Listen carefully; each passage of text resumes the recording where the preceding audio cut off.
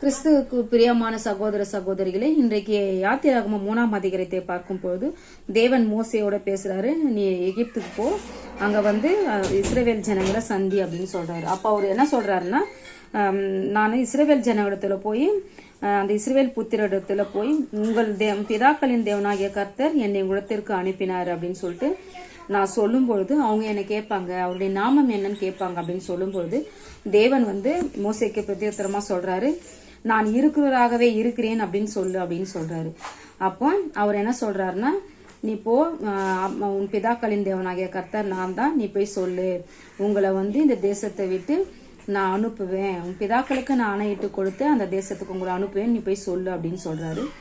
அதுவும் மட்டும் இல்லாம பார்வோன் இடத்துல போய் சொல்லு, அவங்க என்னுடைய எல்லா பலத்த கிரியைகளும் பார்த்து அவன் அனுப்ப மாட்டான், இருந்தாலும் என் கையின் பலத்தை பார்த்து அவன் நிச்சயமா அவங்கள ஒரு நாளைக்கு அனுப்புவான் அப்படின்னு சொல்றாரு.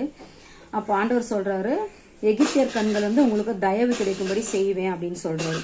அது மட்டும் இல்லாம அவர் சொல்றாரு, ஒவ்வொரு எகிப்து வீட்டுல இருக்கிற ஒவ்வொரு இஸ்ரவேல் ஜனம், ஒவ்வொரு இஸ்ரவேலர் பெண்களும் அவங்க கிட்ட கேட்டு வாங்குவாங்க, வெள்ளி உடைமைகளும் பொன்னுடைமைகளும் கேட்டு வாங்குவாங்க, அதை அவருடைய பிள்ளைகளுக்கு அவர்கள் தரிப்பார்கள் அப்படின்னு சொல்றாங்க.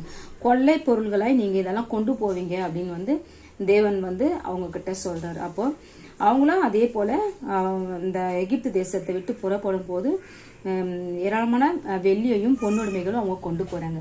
ஆமேன்.